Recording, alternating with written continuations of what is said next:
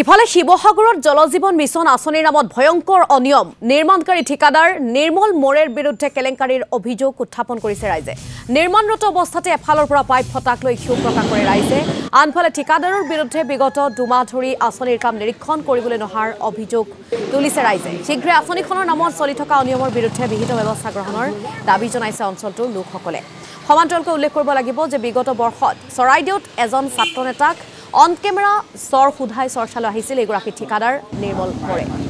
আৰু এখন সন্দৰ্ভত প্ৰতিবেদন আগবঢ়াব সাংবাদিক মুজাক্কিৰ আহমেদে এই মুহূৰ্তত মই উপস্থিত আছো শিৱসাগৰৰ আমগুৰিত আৰু আমগুৰি এটা বৃহৎ অঞ্চল সামৰি আসলতে এই যে জলজীৱন আঁচনিখন সেই আঁচনিখন তৈয়াৰ কৰি উলিয়াইছিলে কি আঁচনিখনে এতিয়া আসলতে এই যিসকল লোক আছে আমগুৰিবাসী যিসকল লোক আছে সেই লোকসকলৰ বাবে কাল হৈ পৰিছে এই মুহূৰ্তত পোনপ্ৰথমে এটা পৰিৱেশ দেখাইছে এই জলজীৱন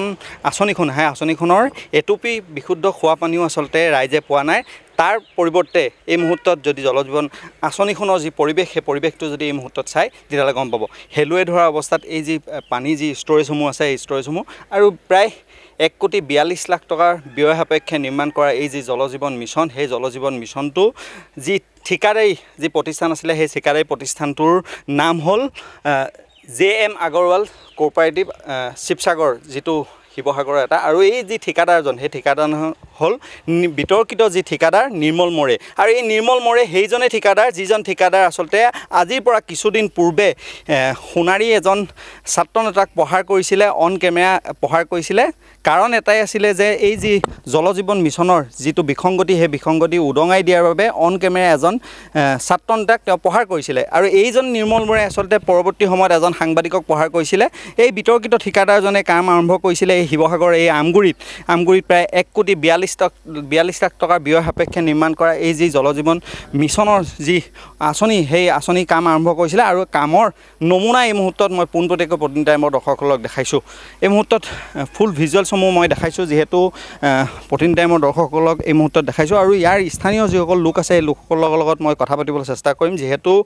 বহু স্থানত এই আমগুৰি অঞ্চলৰ বহু স্থানত আচলতে বিভিন্ন স্থানত ইতিমধ্যে এই জলজীৱন আঁচনিখনে এই আঁচনিখনৰ যি পানীৰ নামত আচলতে যিসমূহ পাইপ পুতিছিলে সেই পাইপসমূহ বহু স্থানত আচলতে ফুটি গৈছে যাৰ পৰিপ্ৰেক্ষিতত ইয়াৰ স্থানীয় যিসকল লোক আছে এই লোকসকলে দুৰ্ভোগ ভুগিবলগীয়া হৈছে স্থানীয় এজন লোক আছে মই তেওঁলোকৰ লগত আচলতে পোনপটীয়াকৈ কথা পাতিব চেষ্টা কৰিম আপোনাৰ পৰা আচলতে জানিব বিচাৰিম বহু বিতৰ্কিত এগৰাকী ঠিকাদাৰ যিজন ঠিকাদাৰে আজিৰ পৰা কিছুদিন পূৰ্বে এজন ছাত্ৰ নেতাক প্ৰহাৰ কৰিছিল আৰু সেই ছাত্ৰ নেতাজনক প্ৰহাৰ কৰাৰ কাৰণ এটাই আছিল যে তেওঁ জলজীৱন মিছনৰ যিটো বিসংগতি সেই বিসংগতিটো দেখাই দিছিলে আৰু এই পৰৱৰ্তী সময়ত তেওঁ এই কামটো আৰম্ভ কৰিছিলে প্ৰায় 1,42 লাখ টকা ব্যয় সাপেক্ষে নিৰ্মাণ কৰা এটা আঁচনি কি ক'ব এই মুহূৰ্তত আচলতে মই ক'ম যে আচলতে এই এখেত যিগৰাকী নিৰ্মল মোৰ আচলতে আমাৰ শিৱসাগৰত নিৰ্মল গুণ্ডা বুলি কয় এই নিৰ্মল গুণ্ডা নামৰ এই মানুহগৰাকী আচলতে ঠিকাৰ কাম কৰিব পৰা উপযুক্ত ব্যক্তি নহয় অসম চৰকাৰে কিয় তেখেতক এনেকুৱা কামত নিযুক্ত কৰিছে সেইটো আটাইতকৈ ডাঙৰ কথা যিগৰাকী ঠিকাদাৰে কিছুদিনৰ আগতে প্ৰতিবেদন আগবঢ়োৱাৰ বাবে মুজাক্কিৰ আহমেদ আপোনাক এই মুহূৰ্তত আমি ধন্যবাদ জ্ঞাপন কৰিছোঁ